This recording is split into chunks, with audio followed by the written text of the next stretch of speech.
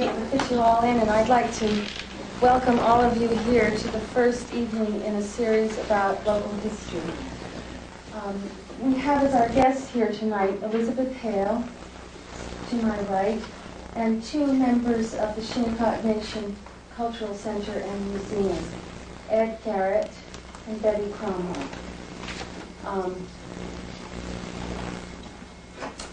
As you can see, we're also joined by a cameraman from Cablevision, and he will be filming about the first half hour with Elizabeth's presentation. And after that, the cameras will go off, and you will have a chance to ask all of your questions off the record. Before we begin, I'd like to just take a few minutes and thank some of the people who helped us make this series possible. First of all, we'd really like to thank the presenters in these series because they've put a lot of time and energy into being here with you. Second, we'd like to thank Hildra's department store because they donated the chair and the ottoman that you see up here, which we'll be using for our series. And we also received donations from Herrick Hardware and Sip and Soda and the Friends of the Library. And we'd also like to thank the Friends of the Library for offering some of their members to be hostesses and hosts for these evenings. We had several reasons for planning a series like this. The first was that we thought it would be good to take the opportunity to tell you that we have a wonderful collection of history books about local history in the Rogers Library. And some of them are for loan, available for loan, and some of them we invite you to come over in the reference section some night and spend a cozy evening looking through the rest. We also have a wonderful collection of books about Native Americans in the children's room and in the young adult section and in the adult section. And do come to the library sometime and let us help you find out where they are. We thought it was fitting to begin a series like this with an evening about the Shinnecock peoples. When in 1990 Southampton celebrated its 350th anniversary, at the same time we could have celebrated the fact that there's evidence that Native Americans have been occupying areas on the East End for the better part of 10,000 years. In the past 400 years, the Shinnecocks have slowly lost their land, most of their land, to some of our white ancestors, but nevertheless they've retained a remarkable sense of community to this day. With us tonight is a highly esteemed member of that community, and her name is Elizabeth Haile. Elizabeth is a wife, she's the mother of 4 grown children, and she's the grandmother of 7. Elizabeth holds a B.S. degree in education. She has a master's degree in recreation education. She attended the Charles Cook Theological Seminary for 5 years and did graduate study in modern dance techniques and more modern choreography at Connecticut College. Let's see. She taught school for 6 years in Schenectady, New York, and has taught and lectured widely on Native American subjects. She has also served on the National Committee of the Presbyterian Church, acted as moderator for the Third World Women's Coordinating Committee, been a member of the Human Rights Commission of Schenectady County, and has been instrumental in many diverse areas of community service. Many of us on the East End know Elizabeth for her interest in and love of folk dancing, which she has taught for 30 years. In 1987, Elizabeth Haile was honored as a Woman of Vision by the Schenectady County YMCA, or YWCA. And tonight it is our honor to have her with us. Please welcome Elizabeth Haile.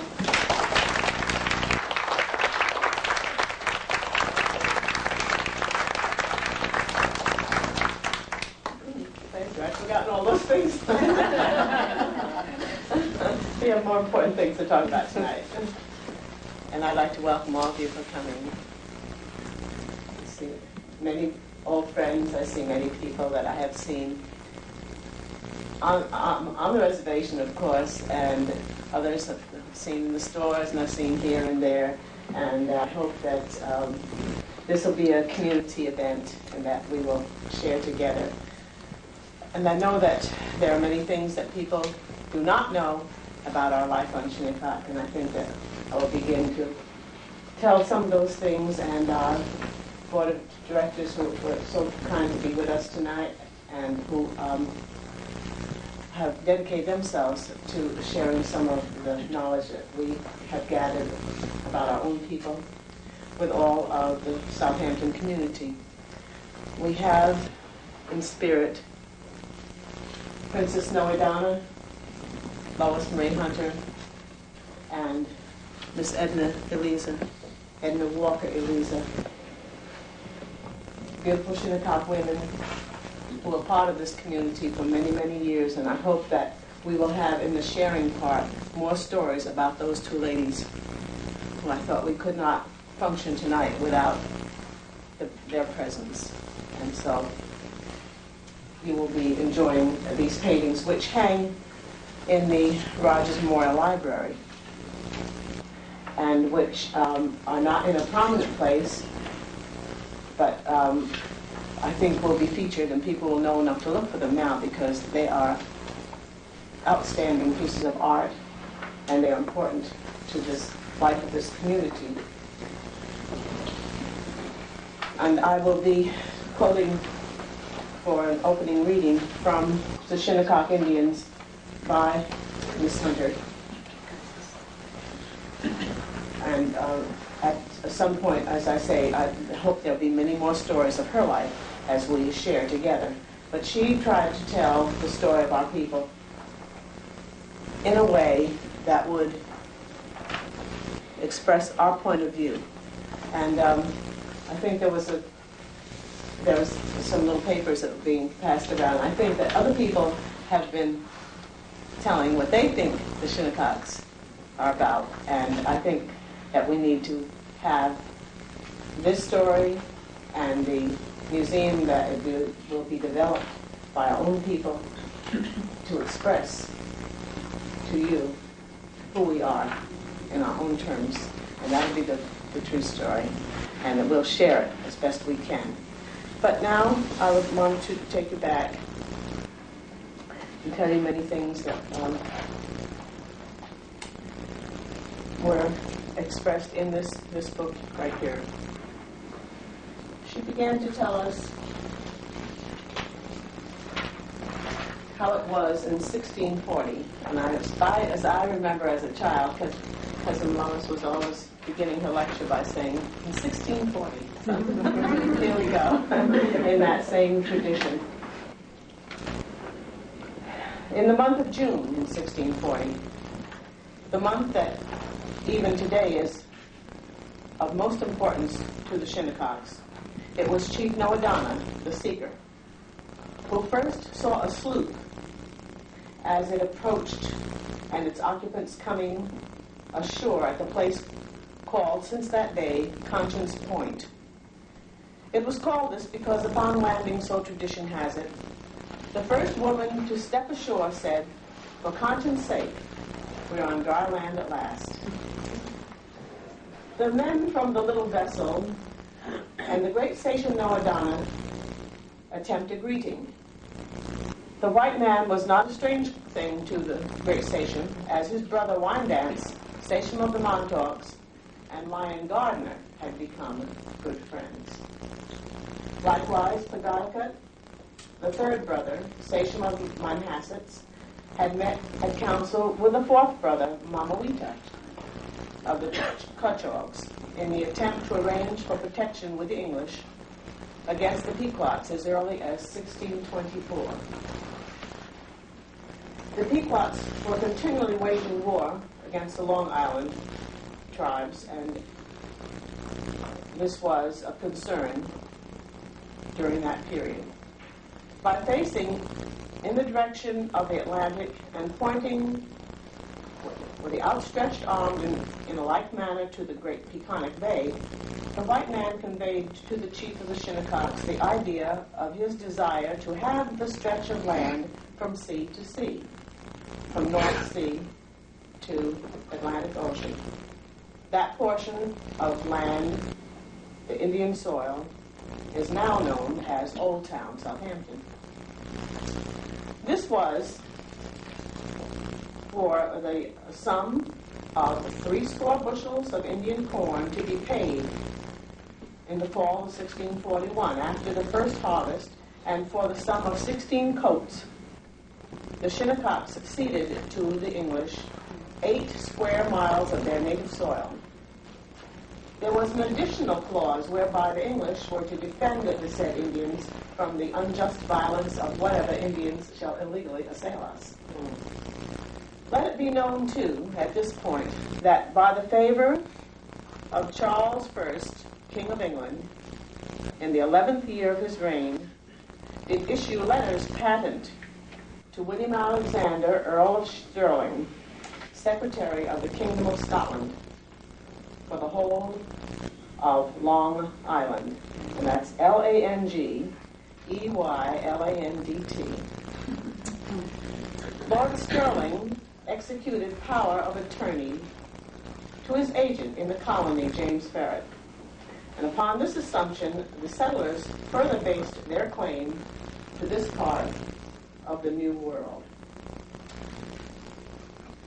The Indians immediately set about to teach the newcomers how to plant corn. Dropping 2 fish beside each hill of corn served as a means of fertilizer. The Shinnecocks knew the spots that would yield the best crops and shared this with the newcomers. Corn planting, fishing, and otherwise attempting to secure food and maintain a shelter kept both Indians and colonists busy.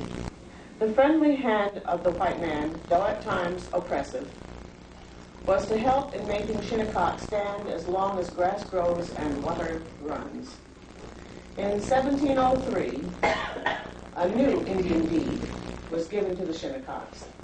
This deed reserved to the Indians for them and theirs as long as the grass grows and water runs certain privileges of planting, fishing, and hunting by a lease to them of the Shinnecock tract, including the hills, for 1,000 years.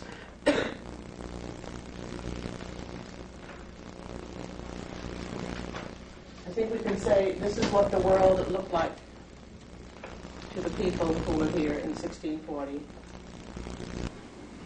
And these are the things that they committed to each other. And in 1703.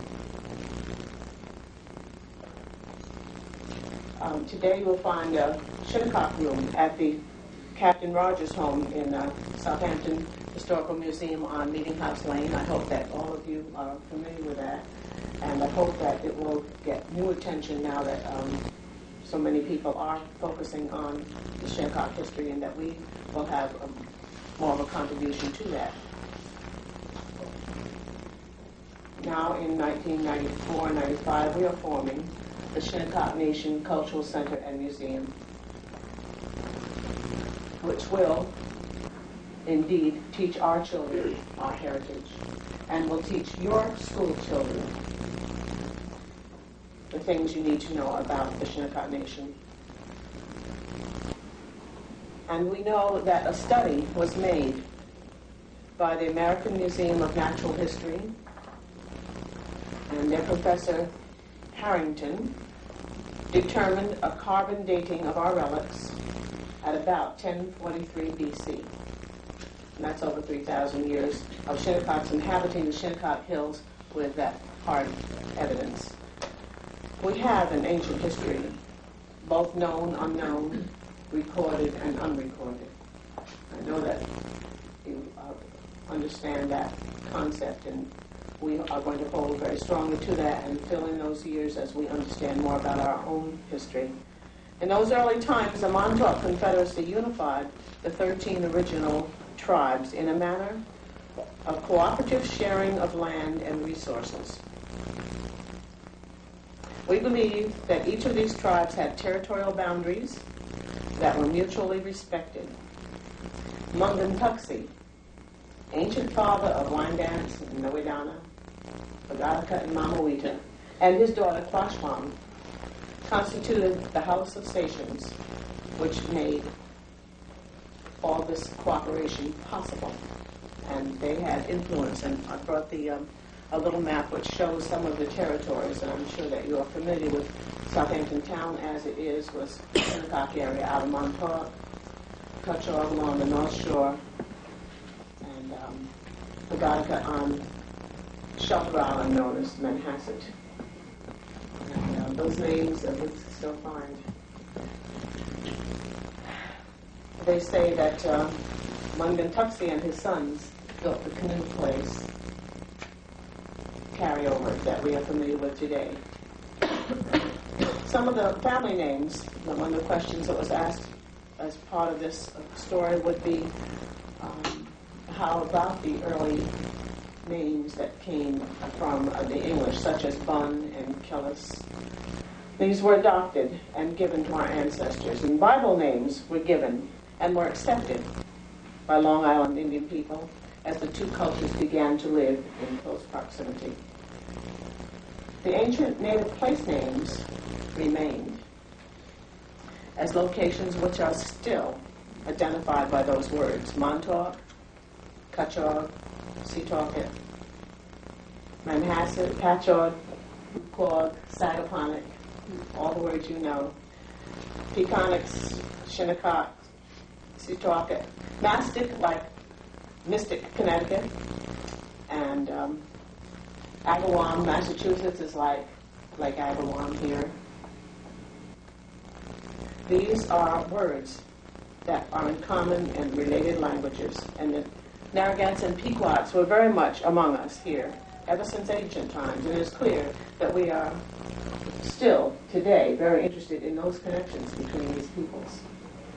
It was the Reverend John Eliot who translated the Bible from English into the native common language of New England and Long Island with the help of Cockanoe de Long Island was his name. It is told that a young boy from a Long Island tribe was visiting relatives in Connecticut when he was captured and sold into slavery to a white farmer in Connecticut. This farmer, realizing that the boy was very intelligent as he had learned English very quickly, went to his minister, Reverend John Eliot, and he offered him the boy. And he said that Cockanoe could help the minister in his work, which he knew was to translate the Bible into the native language. And this is the way that the native Bible was translated and completed and finally printed in 1622. Cockanoe de Long Island was returned to his people and later married Quashwan, the sister of Noe. She succeeded her brother as Sachem of Shinnecock. Winnisunk, or Sumsqua, a woman leader. And that's our heritage, and that is one reason why Princess Noedana took that name of her ancestor and said, this is who we are as Shinnecock women. Now, Penny Wright, my host, has asked me to place myself in the historical picture, and I feel myself getting comfortable in the telling of the influence of Christianity as it came among the Shinnecocks. And soon after, the first Presbyterian church in Southampton was founded in 1640. The Reverend Abraham Pearson began the mission to the Shinnecocks in 1641. The Shinnecock Presbyterian Church stands at the center of the reservation and of reservation life today.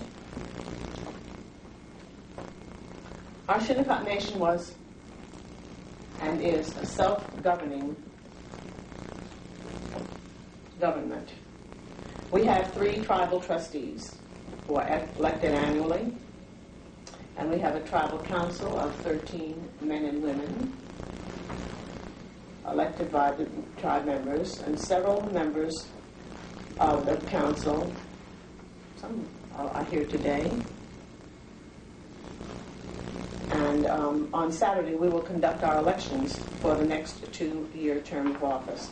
I'm proud to serve as the secretary of the Tribal Council, and you will find that both the modern and ancient customs are found in our way of life, in our Shinnecock Church, and in our government, as we are comfortable with that special blend of old and new. We live with it, and we understand it, and we make it work. And that's what makes the Shinnecock culture unique. And that's something we all have to learn about, the old and the new. For example, June Meeting Sunday is still celebrated every year. Well, there's a long story to that, and I hope that we will share that in a few minutes. Thanksgiving in both spring and autumn are specially observed in our community, with feasting, visiting, worshiping, and prayer and music. In 1995, we have the Shinnecock Health Services. We have the Senior Citizens Nutrition Program. We have Title V Indian Education Program and Shinnecock Nation Cultural Center and Museum programs for school children coming in by bus to try to learn more about our way of life. And the old and new continue to blend together in harmony.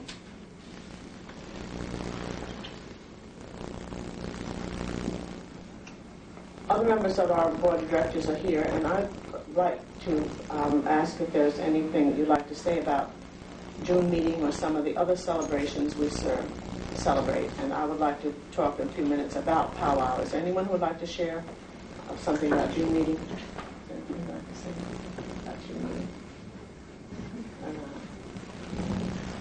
There's some older members here. I know I was going to say, if there's anyone who would like to share, would like to share anything about that, Ms. Vivian?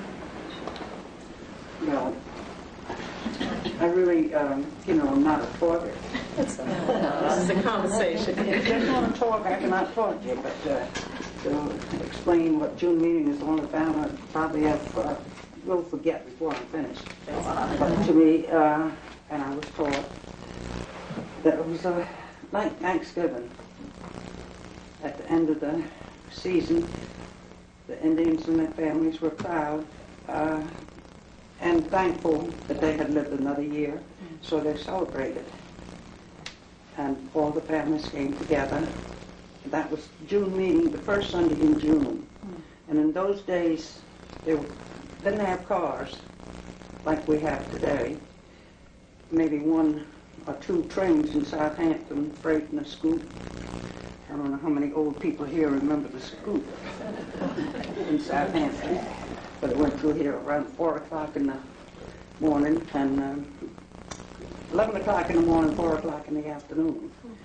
And I told my kids, I said, oh, when that train freight went through here at 4 o'clock, everybody started peeling their potatoes.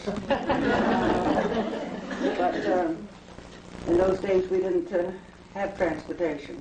And when people left here in September to go back to their homes that lived away, put the children back in school, we didn't see them anymore until that next June meeting Sunday. And it was just a lovely time to see all of your relatives again and be thankful that as many survived as did. And it was a beautiful time, just like people celebrate Thanksgiving and all families gather together. And I could tell a lot, but like I said, I can't talk. When I walked in, I saw a scrub there. That's true. And I would like to say, if it hadn't been for those scrubs in olden days, That's right. maybe I wouldn't even be here. I could be what you might call undernourished. That's true. That's true. My folks made those scrubs and walked from the reservation to Flying Point, where such families as the Hildreths, come on now, help me out. Who else lived down in Flying Point? Oh, well, yes. Those people who bought those scrubs, I don't think they needed them.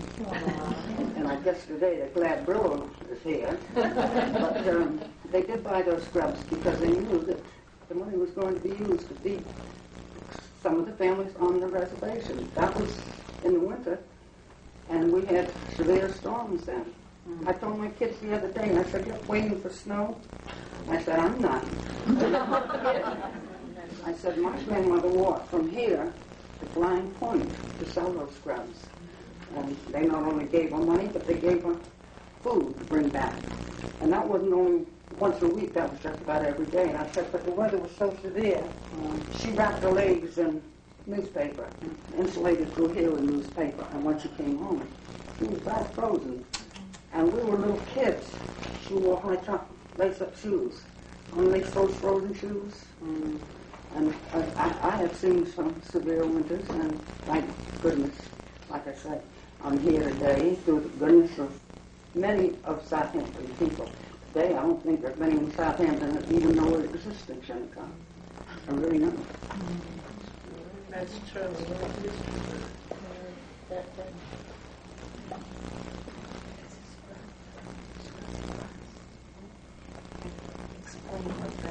This is white oak, this scrub, and it was cut in the early spring and was cut by the men, and some of the women too, I guess, who would shave this end down here.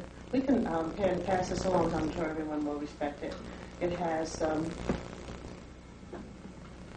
hole in here for hanging by the house by your, my grandmother always had one by the dishpan, and I was wondering why hers was so small, and that's because when you wear them down, you shave them back, and then you wear them down again, and they can be a little tiny one after they've been used in the home year after year. But they will last, and They were very good before Brillo. they work just fine.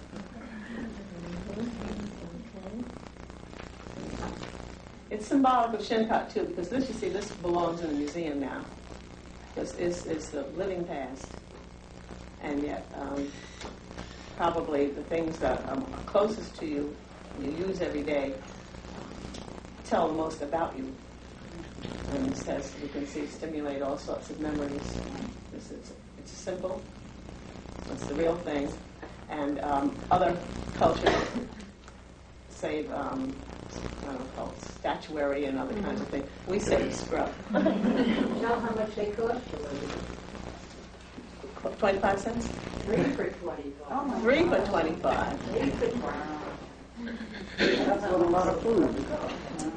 But that was a lot of money. What year did that begin? Well, I'm 80, so it had to be a long time. So that would have been in the 30s, 1930? Yeah. Oh, no. What? 1930. They could have been so good. Yeah, that's what I mean. It could have been earlier than that because one of the men who became sick, which is James Kellis, was still doing scrubs and showing the young people how to make them. And that's been way, it hasn't been maybe 20 years ago that he did that. So it's, but those scrubs in those days, they said went from 3 for a quarter. That's right. Well, a quarter went a long ways. Then Jake Kellis, his son, began to teach us how to make a scrub again after, I guess, you go through your whole life story, and then you begin to treasure the things that are important. And to teach his children and grandchildren, he began to make scrubs again. And we are going to make sure that our children learn the skill, and then when it becomes important to them in their lives, they will have that knowledge that is theirs. Not was, it is theirs. It belongs to us all. So the scrub is important. I will share it. Let me see. You can all see it right here. Okay. And then we can turn over to the people behind us.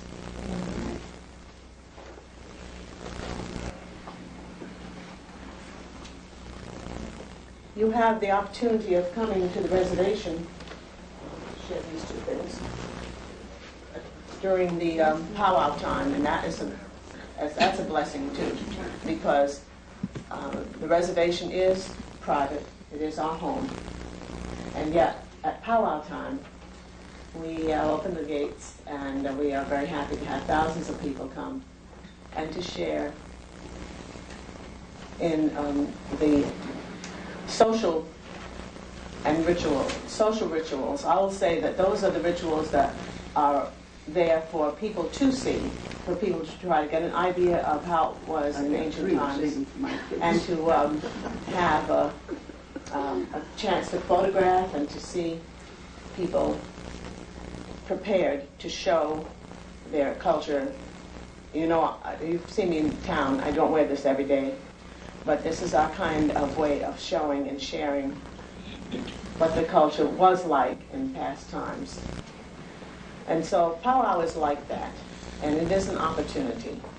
And we have two books from our culture. My dad, Thunderbird, and this is the book we made, a journal, which I will pass, but I hope that the library has copies. And I'm just highlighting things right now.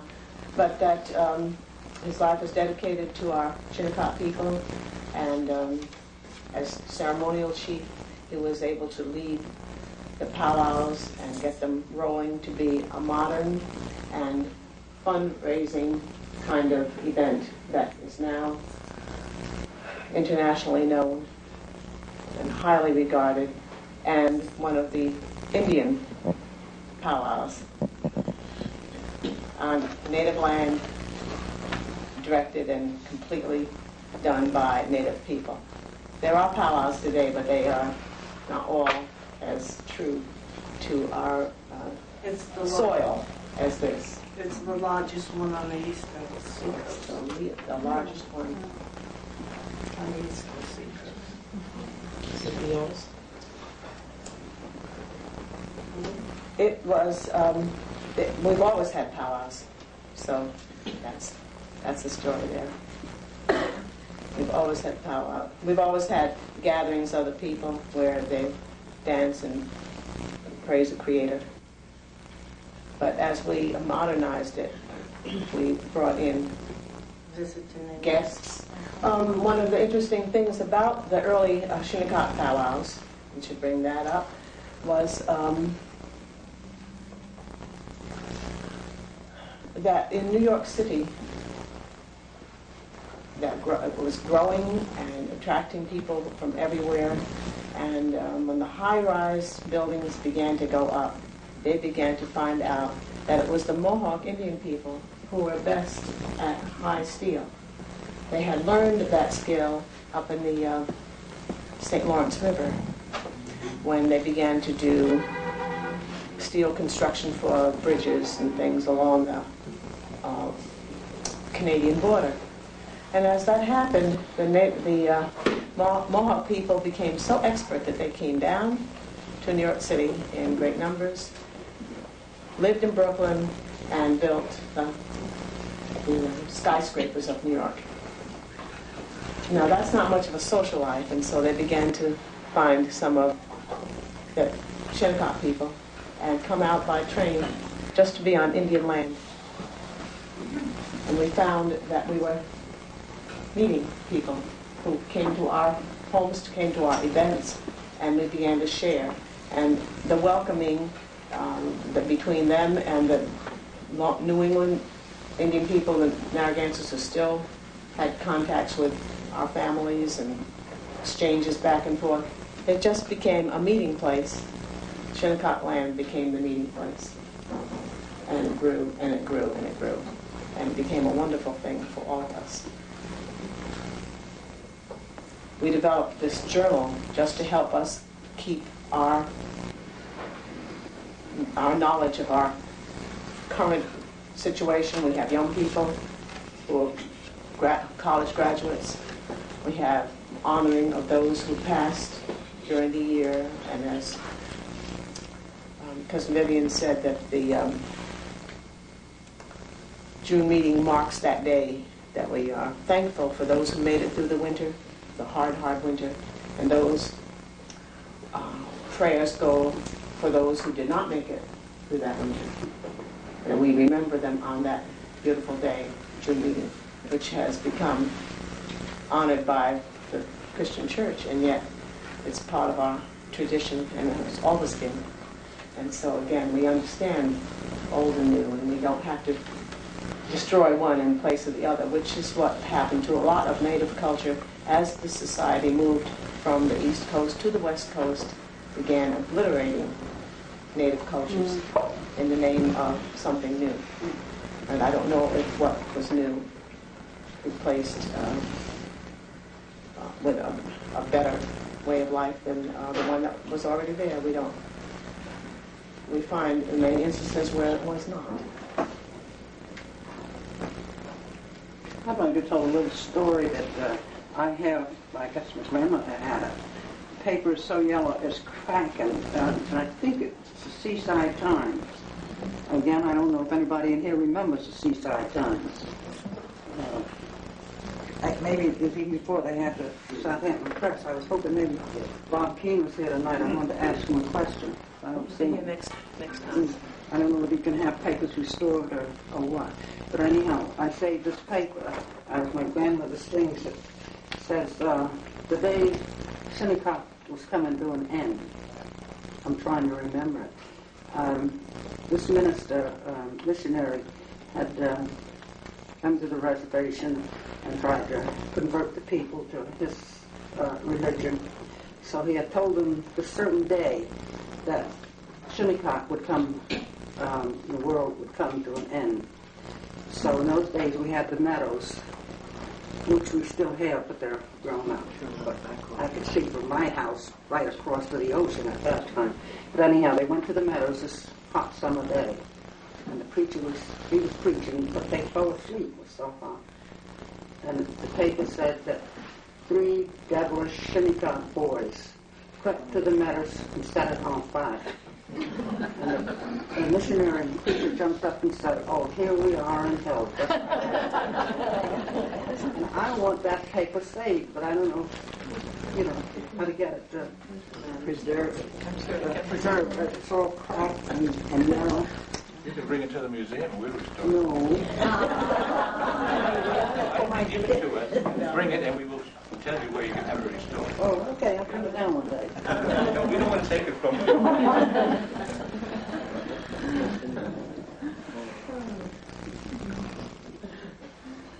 And I was talking about ecology. And I was telling the kids, I call them kids. I've got one son and 2 or 3 grandchildren that hangs around me. Grandsons that hangs around me. I was telling them, I said, it's a shame we can't burn in Shinnecock anymore. You can't burn. And it's, it's detriment to the homes, the children, the animals. They're full of ticks. And the dry brush and everything. I wish we could burn again, because that was another thing Southampton used to like to do. In the spring, it was just like a powwow. We'd set the fields and the meadows on fire, and when people saw the flames, everybody came, and the place was just full of people. Everybody's having a good time because we shouldn't have. It was burning. Yes, and at night. Do it again. You could see it at night. Yes. Well, that's when it used to be all grass meadows. Tall grass meadows, so high. We need it now. To turn brown in the fall of the year. Oh, in the Today, spring. due to the water table being so low, we don't have many meadows anymore. It's all grown up. We need it around the houses. Vines. And the ticks are in, not Staten Island, what do they call it? Shelter Island. They're sure over there in Shinnecock. We've got to get rid of them. And I've read that there's a modern way of controlling waste of pets, not pets, pests. And it is burning off. And it's only been doing that for years. But the Indians always burned Always off. burned off. Always burned off. They taught the white man how to stop a fire by digging the ditches. I mean, I only know what I've been told.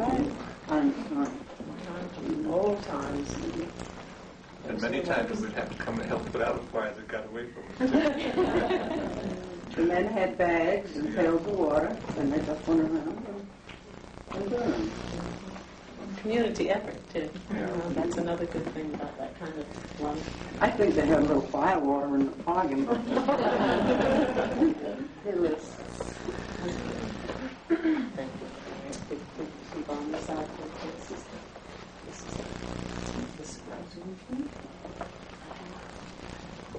Well, another thing I'd like to say, seems like, well, I think Control say something over there, is I ran out of sand last week.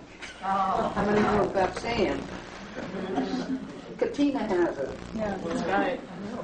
And that is what we lived on in the summertime and in the winter. In the summertime, they were fresh beans and fresh corn. In the wintertime, they're dried corn and dried beans. And that's what we have. And that's what the sand is. And I cook it 3 or 4 times a winter, but Katina's out of it right now and is waiting for somebody to go pick it up and green for it. How do you prepare it? How do you prepare it? Oh, just like any other beans. So the white corn, it's bleached corn. Soak it overnight and boil it with a piece of meat for some time, and with the pea beans. In the summertime, it's succotash. Yeah, that's right.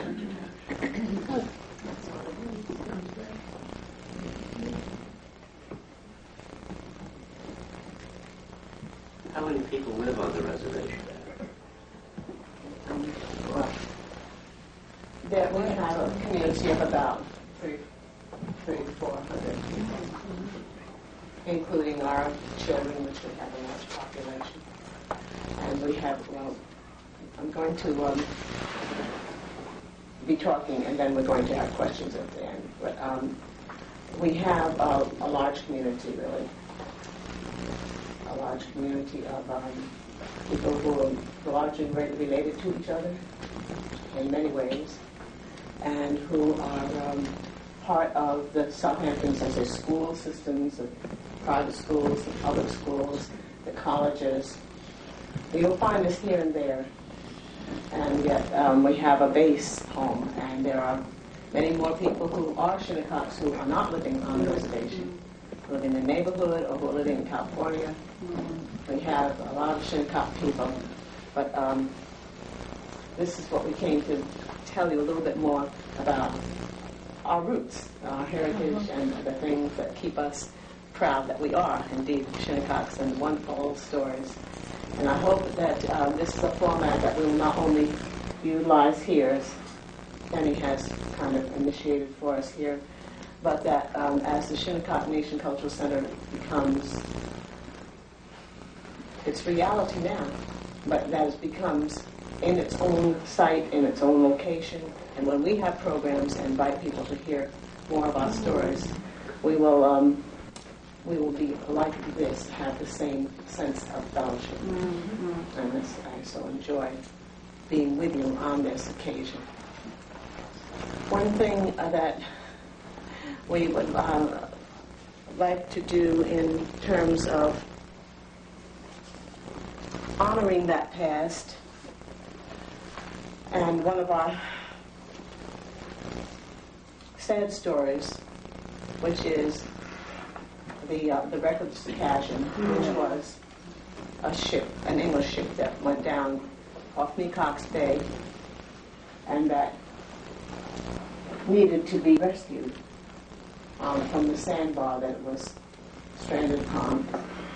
And when 10 of the Shinnecock men went to rescue it, the storm returned. And this was December in 1876. It was a cold, cold day, and when the storm returned and the captain would not let the men get off the boat, only one escaped. They went down with the ship, and the families could hear their voices singing hymns. Near My God to Meet Thee was one of them.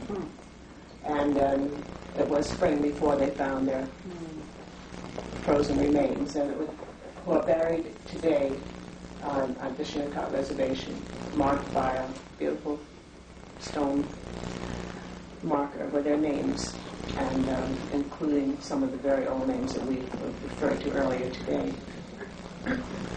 But I feel as though, and I felt that this would happen, that we would get to know each other so well that we could join each other in this kind of closing.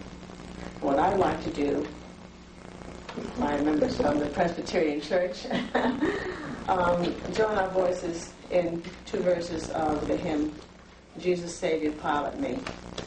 I'm sure all the Shinnecock voices can join me. And maybe the younger persons don't have it in their heads, but the rest of us do. What is this? Okay.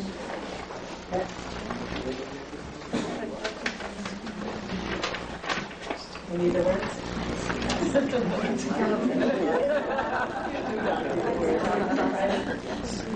But this is serious.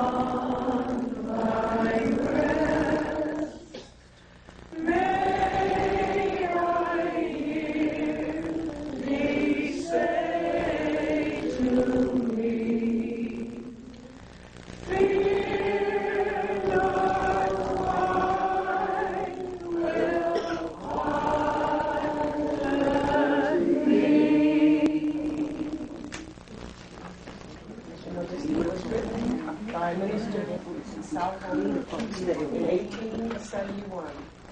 And so this is all our heritage, and we're happy to share it with you this night. Thank you. Thank you.